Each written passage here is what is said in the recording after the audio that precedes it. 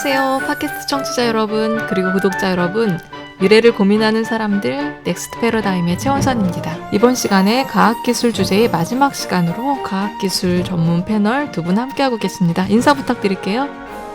네, 안녕하세요. 정글링입니다. 안녕하세요. 고유민입니다. 네, 어떤 분야든지 발전을 위해서는 적절한 정책 집행이 필요하고 충분한 예산이 확보가 되어야 될 것입니다. 이를 고민하고 정책을 실행해야 되는 사람이 바로 정치인이라고 할 수 있는데 과학기술 계통의 정치인들이 우리나라엔 사실 그렇게 많지는 않은 것 같아요. 22대 국회에 입성한 과학기술 IT 전문가 혹시 몇 명이나 있는지 알고 계신가요? 기사 하나를 봤는데 22대 국회에 입성한 과학기술 IT 전문가 9명 이라는 제목인데요. 그 IT 쪽 저널인 디디넷 코리아 기사고요. 숫자 자체가 300명 중에 9명밖에 되지가 않고 들여다봤더니 그 안에 이제 이준석, 안철수 의원이 포함되어 있는 수치예요.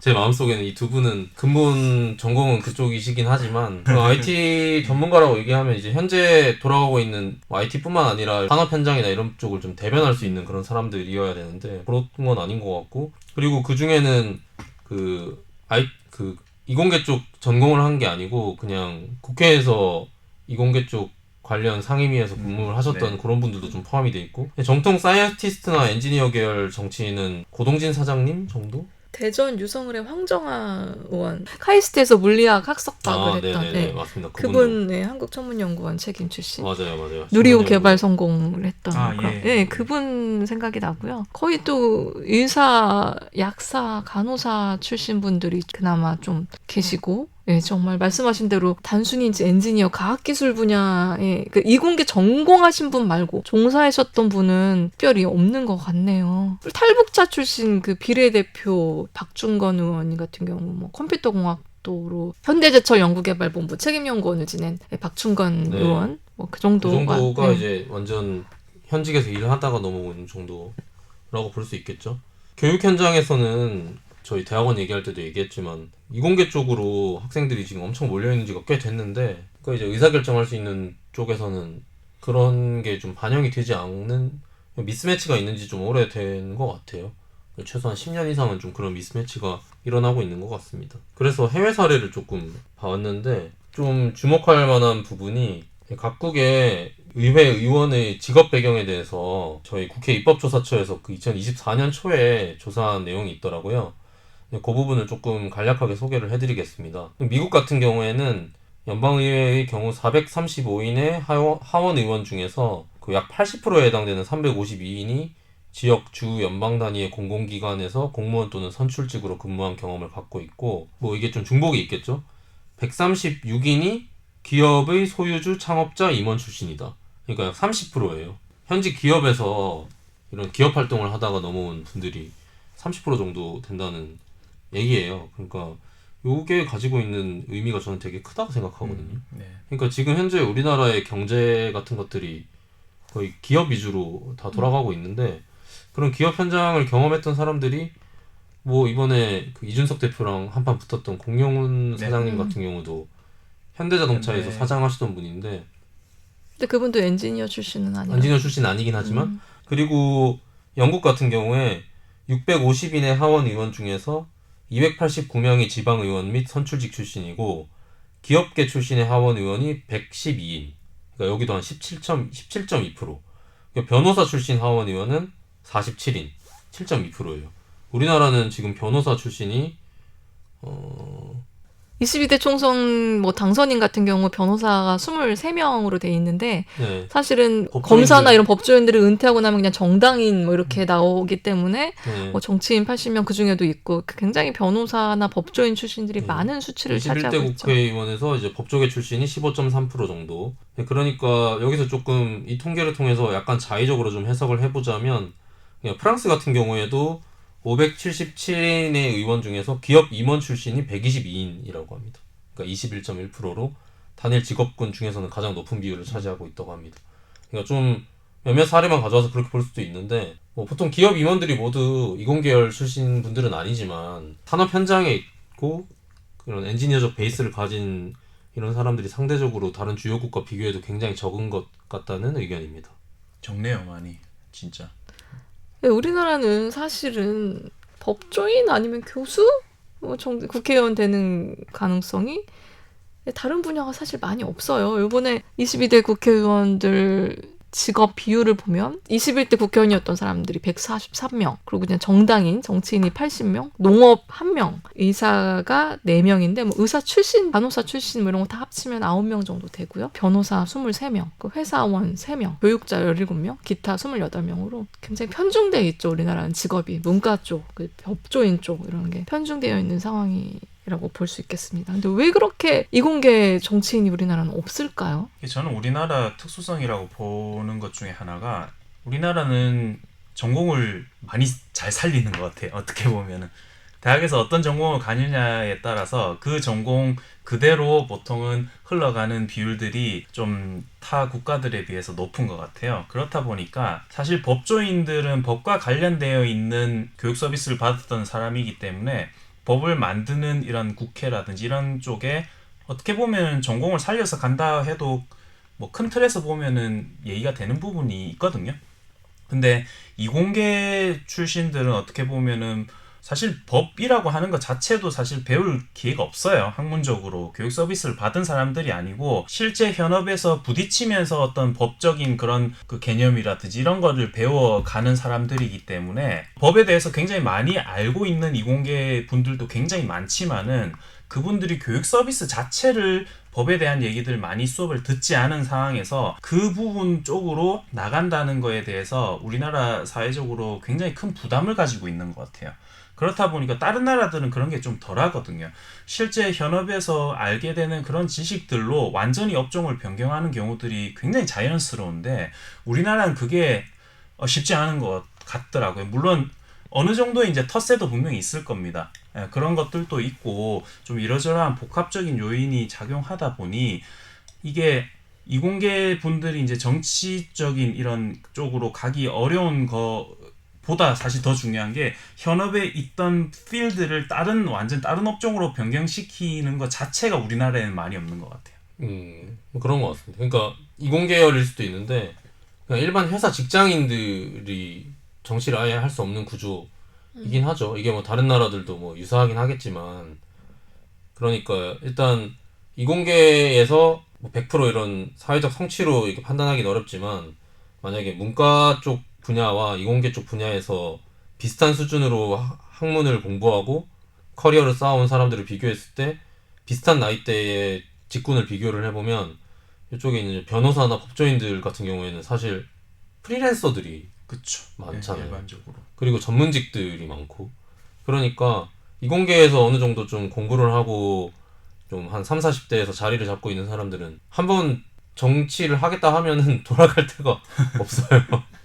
라이센스가 없으니까. 네, 라이센스가 있고 뭐 이렇게 하는 게 아니니까 뭐 약간 그런 것들도 좀 애초에 좀 영향을 좀 미치는 것 같고 그리고 아까 말씀하셨던 문과 쪽에 일자리나 이런 부분들에서도 국회를 몇 번 가보니까 아예 인턴 때부터 국회 와서 인턴하고 이런 친구들도 있고 그렇게 해서 보좌관이나 정치 관련된 단체에서 커리어를 시작하는 친구들도 좀 있는 것 같고 근데 아까 통계에서 좀 보면 이공계열도 이공계열인데 다른 나라에서 지역구 지방의원이나 지방이요? 이런 네. 그런 출신 비율 자체도 우리나라 국회의원이 훨씬 적긴 하죠. 그 순서대로 이렇게 루트를 밟아서 이렇게 가는 사람들도 굉장히 적은 걸로 봐서 이공계열 정치인이 적은 것도 문제인데 애초에 국회의원이라는 것 자체를 특정 몇몇 직군에서 이렇게 스카우트해오는 문화가 굉장히 아직 우리나라에는 굉장히 많이 있는 것 그러니까 같아요. 이게 약간 다른 분야인 청년 정치인을 길러내야 하는 것인가 이전에 작년에 한번 토론을 했었잖아요. 근데 우리나라는 맨날 말들은 많은데 그 단계가 없어요. 좀 전에 말했듯이 선거만 되면 그냥 외부인들 조금 이름 알려졌거나 그때 이슈가 되는 분야에 계신 분 그냥 이렇게 스카우트하는 경우가 너무 많아가지고 정치 트레이닝을 할 시간 없이 그냥 투입되고 이런 경우가 많아서 그런 것도 좀 필요한데 제가 이 얘기를 이공계 얘기할 때 같이 하는 이유가 뭐냐면 요런 트렌드가 되게 밀접하게 연관이 있다고 생각을 하는 건데 그런 식으로 그 시대에 뭔가 이슈가 되는 분야에 있는 분을 스카우트하는 경우에 이공계열로 어떤 반열에 올라있는 사람들을 스카우트하기 힘들어요. 당장 그 자기 업을 놓지 못하는 사람들도 굉장히 많고 그리고 만약에 어떤 엔지니어로서 정출연에서 연구를 뭐 하고 있다거나 혹은 교수 자리를 하고 있다거나 할 때 다른 변호사나 이런 것들에 비해서 한 번 자기 자리를 딱 이탈하게 되면은 그 자리로 다시 돌아가지 못하는 사람들이 이공계에는 굉장히 많거든요. 그러니까 이공계 베이스의 정치인들을 일정 부분 이상으로 정치권에 투입을 시키기 위해서 해야 되는 액션이 기본적인 정치인을 길러내는 프로세스 자체와도 좀 연관이 있는 것 같다라는 좀 생각이 드는 부분입니다. 이공계열 출신 정치인이 필요는 하죠. 근데 왜 꼭 이렇게 밀려야 되냐. 다른 전공을 해도 이공계 관련 정책을 실행할 수 있고 예산을 확보할 수 있는데 왜 꼭 이공계 출신 정치인이 있어야 하는가에 대한 그런 설명을 좀 청취자들이 좀 쉽게 이해할 수 있도록 말씀 좀 해주시겠어요? 비례대표라고 하는 것의 취지 자체가 이제 다양한 분야의 전문가들을 이렇게 지역 상관없이 모셔와서 입법하는데 좀 필요한 측면이죠. 그런 측면에 있어서는 반드시 필요한 부분이 있는 것 같고요. 그리고 국가 자체가 이제 점점 갈수록 산업이라고 하는 게 국가 그 자체가 되어가고 있는 것 같아요. 대만 같은 경우도 자체가. 그냥 TSMC가 그냥 대만 그 자체. 예. 그렇게 되는 이 상황 속에서 우리가 그 나라를 이끌어가는 관점을 봤을 때 입법도 포함되지만은 의사결정들 특히 이제 예산 투입 같은 것들이 국가 발전을 위해서는 결국 이제 주어진 세금 예산을 가지고 어떤 식으로 분배를 해서 쓰냐가 중요 요인 중에 하나일 건데 그런 의사결정 과정에서 이공계적인 시각 그 산업에서 있었던 사람들에 대한 의견 자체는 굉장히 좀 중요한 요인이 된다고 생각을 해요. 그래서 그게 다수가 될 필요까지는 없겠지만은 어느 정도 목소리를 낼 수 있을 최소한의 인원 정도는 좀 있었으면 좋겠다는 생각은 듭니다. 저도 정 교수님 말씀에 거의 100% 동의를 하는데요.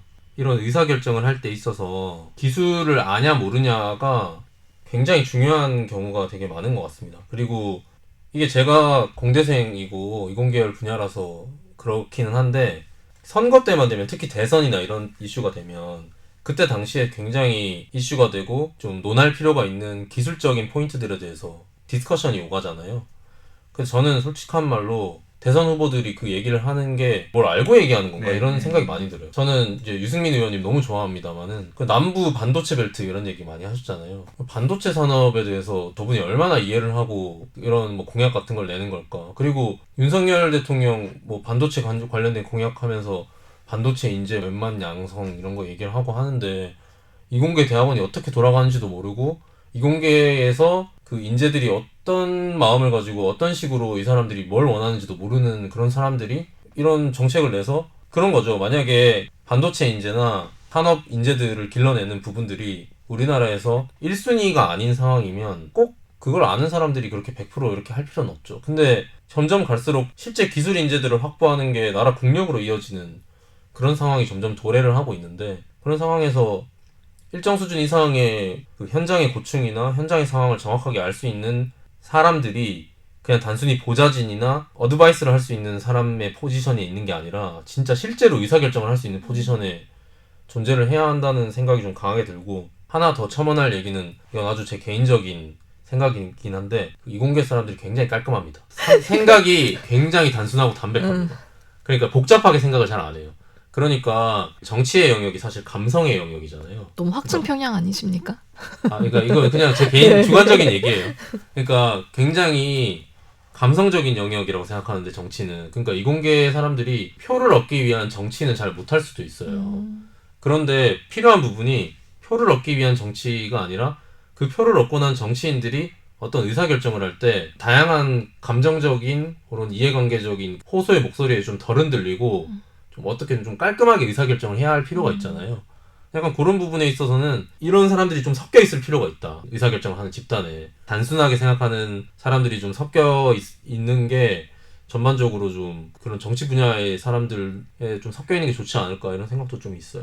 저희 넥스트 패러다임에 이공계 출신들이 좀 비율이 높은 편이잖아요. 제가 굉장히 문과적 정신세계를 갖고 있다고 했잖아요. 그래서 얘기를 처음에 막 그냥 감성적 얘기를 했는데 처음에는 되게 이성적 반응들이 나요. 피드백을 주셔갖고 아 냉정하다 이런 방들 굉장히 많이 보였는데 그게 저는 지금 너무 재밌고 좋더라고요. 이공계 그런 정신세계 가지신 분들과 얘기를 하는 게 좋아서 저는 감성이 측은지심이라든지 그런 것들을 굉장히 중시 여기는데 때로는 냉정하고 이성적으로 판단해야 될 게 필요한다고 생각을 해요. 정치계에서. 필요가 있는 거죠.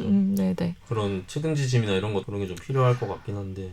그럼 마지막으로 이공계 정치인이 지금 워낙 우리나라는 좀 부족한 상황이니까 늘어야 된다는 거는 공통적인 생각인 것 같은데 그렇다면 이제 이공계열 출신 정치인을 이렇게 양성, 뭐 진입하기 위해서 어떤 것들이 필요할지 한번 이야기 나눠보도록 하겠습니다. 이게 제일 어려운 것 같아요. 우선은 지금 현재 타임에서 이공계 출신들이 정치적 진입을 할 수 있는 루트라 생각한다면은 지금 저는 뭐밖에 지금 생각이 안 드냐면 이건 기자밖에 생각이 안 들거든요.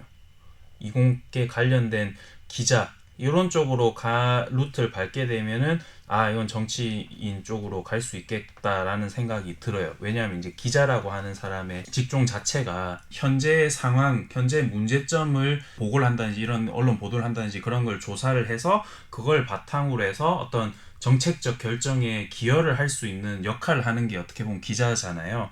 그러니까 저는 기자 정도가 지금 현재 상황에서 이공계 출신들이 정치인으로서의 진입을 할 수 있는 유일한 길로 보이거든요. 그냥 뭐 산업계에 취직을 해서 기업에 취직을 해서 정치적 루트를 타는 거는 현재로 봤을 때 불가능하다. 그럼 없는 거의 것 이공계는 같습니다. 불가능하다는 얘기인 게 기자 출신도 거의 문과가 많거든요. 그리고 그렇게 따지면 기자이지 현직 이공계 뭐 업종에 종사하시는 분들이 아니어서 지금 정그리님의 생각에 따르면 이공계열은 정치인이 되기가 본인은 할 힘들다. 생각이 없다. 저는 당연히 없고 그렇기 때문에 이공계에 이제 학문을 하는 분들이 정치 쪽으로 나갈 생각이 있으신 분들은 기자 쪽으로 생각을 하고 가시는 게 제일 좋은 방향이지 않을까. 실제로 이제 저희 학교 다닐 때 그런 친구들이 있었거든요. 아니면 뭐 물론 이제 취직을 했다가 한 산업계에 취직을 했다가 그 다음에 이제 다시 기자를 하는 것도 방법인데 저는 그러니까 어쨌든 기자라서 이공계 출신들이 다이렉트로 정치인으로 갈 수 있는 방법은 지금 없다고 생각합니다. 화성을 해. 한정민 후보 네, 뭐 다시 돌아왔다고 하던데요. 그게 정말 굉장히 드문 경우적 근데 그걸 이례적인 가지고 사례죠. 그걸 가지고 막 진정성 없다고 뭐라고 하는 사람들도 있던데. 이례적인 사례니까. 말이 안 돼. 아니 그 사람 그러면 떨어지면 먹고 살아야 될 거 아니에요. 전 정치 나간 이후에 다시 회사로 돌아가지 못했죠. 그 회사가 아니라 산업계로 못 돌아갔죠. 사실 정치색을 띈다는 게 기업에서 이렇게 선호하는 상황은 아니기 때문에 그래서 제가 맨 정치는 섣불리 시작하지 말아라. 인생을 바꾸는 거다라고 하는 게 그런 얘기인데 그게 새로운 선례를 하나 가져온 거라고는 생각을 합니다. 저는 굉장히 좋은 사례라고 생각하고 당연히 정치하고 싶을 수 있는 건데 거기에 인생을 다 걸어라? 그건 이제 남들이 얘기하는 아주 무책임한 얘기라고 생각하고 아니 자기도 먹고 살아야 될 거잖아. 남들은 변호사나 이런 친구들은 다 돌아가면 다 먹거리 있는 상태에서 도전하는 건데 직장인들 내 먹거리를 다 던져야 되는 상황에서 낙선했는데 내가 원래 다니던 회사에도 돌아가지 말라?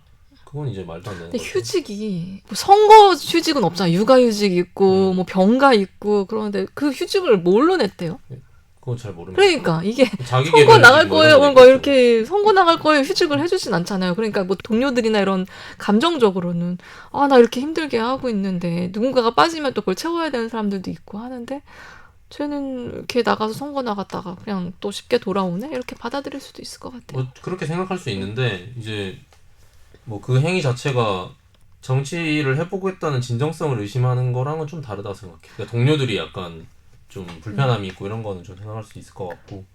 그러니까 저는 이 이공계열 정치인들이 좀 더 많아졌으면 좋겠다는 생각을 많이 한 지가 오래됐고, 그리고 정치인뿐만이 아니라 이공계열에서 어느 정도 열심히 활동하고 있는 사람들이 의견을 낼 수 있는 창구가 있으면 좋겠다는 생각을 많이 해온 지가 지금 몇 년이 됐는데, 그래서 이건 사실 제 개인적인 꿈이긴 한데 조동진 사장님 같은 완전 반열에 오른 분들 말고 30대 초반이나 20대 후반이나 뭐 한 40대 초반 정도까지 또 다 아울러가지고 엔지니어랑 사이언티스트들이 정치적인 메시지를 낼 수 있는 커뮤니티 같은 사회단체라고 해야 되나요? 그러니까 시민단체 같은 개념, 그런 것들이 좀 이루어졌을 때 그런 느낌이 있잖아요. 왜 한번 선거할 때마다 요 단체에서 몇 명 정도가 이렇게 투입돼가지고 나가서 단체 내에서의 이공계열에 종사하는 이런 산업, 그다음에 연구, 기초과학 이런 거 다 포함해가지고 이런 계열을 대표할 수 있는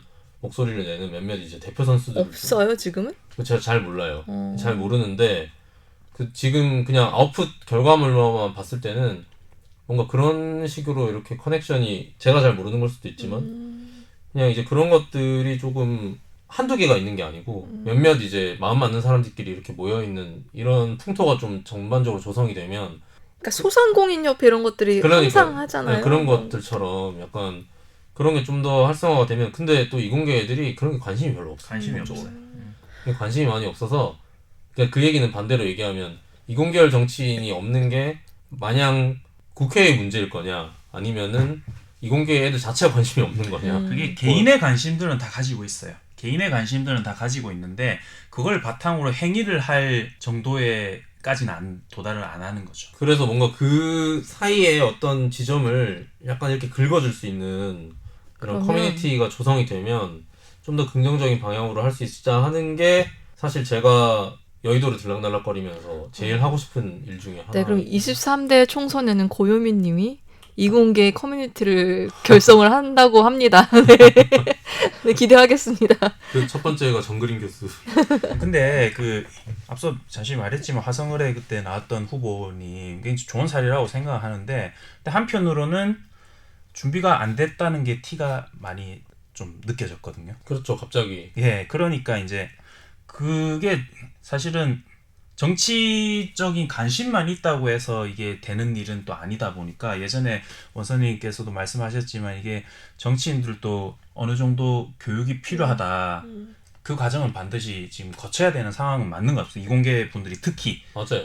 뭐 변호사나 법조인 분들은 그런 교육을 이미 어느 정도는 받아온 사람들인데 이공계에 계시는 분들은 그런 교육을 전혀 받아본 적이 없는 사람들이고 순전히 본인의 어떤 생각들 본인이 아쉬워해서 좀 바꿔보겠다 이런 마인드만 가지고 뛰어드는 분들이 대부분이세요. 교육이 충분히 되지 않고 그런 마인드만 뛰어들면은 100% 실패할 수밖에 없습니다. 이게 당연히 노하우적인 측면에서 성공하기가 어려운 부분이 있거든요. 맞습니다. 그러니까 이제 이공계 사람들이 모여가지고 실제 전장에 뛰어들기 전에 맞습니다. 예. 그 뭐 정치 교육 프로그램이라든지 예, 그런 걸 좀 정치를 겪어야 실제로 하는 사람들이랑 현장에 투입되기 전에 교류를 할 수 있는 이런 것들이 많이 좀 맞습니다. 조성이 되고 그러면은 여의도 쪽 풍토가 이제 이공계 사람들이 가면 되게 귀하거든요. 근데 약간 이제 이런 커뮤니티가 조성이 되면 아마 이런 커뮤니티랑 이렇게 커넥션을 해서 뭔가 뭐 간단한 이벤트를 하려고 이런 수요가 굉장히 저는 많을 거라고 보는데 정 교수부터 시작해가지고 네, 넥스트 패러다임에서 시작을 해보죠. 넥스트 패러다임